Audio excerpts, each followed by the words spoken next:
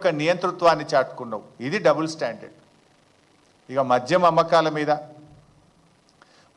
అమ్మకాల మీద ఈయన మాయదారి మాటలు కూడా ఒకసారి చూద్దాం. 10 వార్డులు ఉంటాయి, 20 బెల్ట్ షాపులు అయినాయి. ఇవాళ ఇంట్లో ఆయన తాగుపోతే కష్టం ఉంటే పిల్లగాడు కూడా తాగొచ్చినాక వానెక్కడ పట్టాలి, ఈయనెక్కడ పట్టాలి?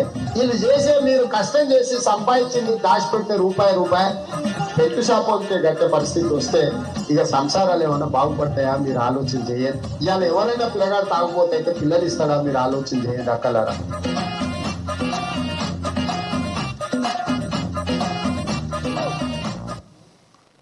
అప్పుడేమో మద్యం వద్దని పద్యం, ఇప్పుడేమో మద్యమే మాధ్యం. ఇది రేవంత్ తీరు. నేను అసెంబ్లీలో కూడా అడిగిన ఈ మాట.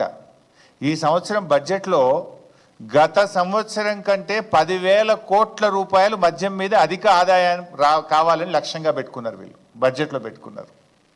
ఈ మధ్య రేవంత్ రెడ్డి ఎక్సైజ్ శాఖను రివ్యూ చేసినాడు. రివ్యూ చేసి అమ్మకాలు తగ్గుతున్నాయి, సేల్స్ పెరగాలి కదా. పోయిన సంవత్సరం కంటే ఈ సంవత్సరం ఏ సర్కిల్ పరిధిలో ఏ జిల్లాలో మద్యం అమ్మకాలు తగ్గినాయో ఆ అధికారులందరికీ ఛార్జ్ మెమోలు ఇచ్చిండి. 30 మంది ఎక్సైజ్ అధికారులకు, ఎక్సైజ్ సిఐలకు, ఎక్సైజ్ సూపరింటెండెంట్లకు మీ ఏరియాలో మద్యం తక్కువ అమ్ముతున్నది, మీరు అమ్ముతారా అమ్మారా అని ఛార్జ్ మెమోలు ఇచ్చిండు. వాళ్ళకు మిమ్మల్ని ట్రాన్స్ఫర్ చేస్తామో అని బెదిరించాడు. అంటే ఇప్పుడు ఎవడు తాగుబోతారు తెలంగాణ చేస్తుండ్రు రేవంత్ రెడ్డి? ఆనాడేమో గత ప్రభుత్వం మీద విరుచుకపడ్డావు. ఇవాళ అంతకంటే ఎక్కువ 10,000 కోట్లు మద్యాన్ని ఎక్కువగా తాగించాలి, 10,000 కోట్లు అదనపు ఆదాయం రావాలని లక్ష్యంగా పెట్టుకొని ఛార్జ్ మెమోలు ఇచ్చిన రేవంత్ రెడ్డి నిజస్వరూపం ఇప్పుడు మనం చూస్తున్నాం.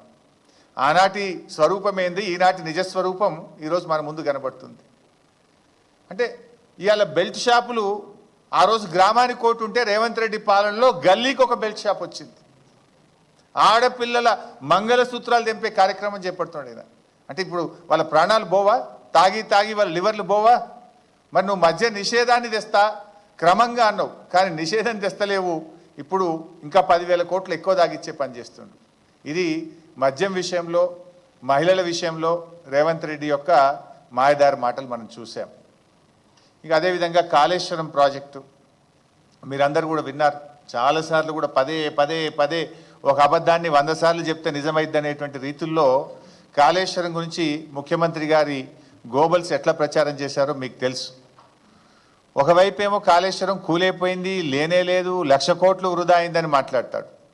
మరోవైపు మీరు చూస్తున్నారు, మొన్న ఈ మధ్య ముఖ్యమంత్రి గారి రివ్యూ తర్వాత ప్రెస్ నోట్ వచ్చింది. మల్లన్న సాగర్ నుంచి హైదరాబాదుకు 20 టీఎంసీల నీళ్లు, మల్లన్న సాగర్ నుంచి మూసీ పునరుద్ధరణకు 5 టీఎంసీల నీళ్లు.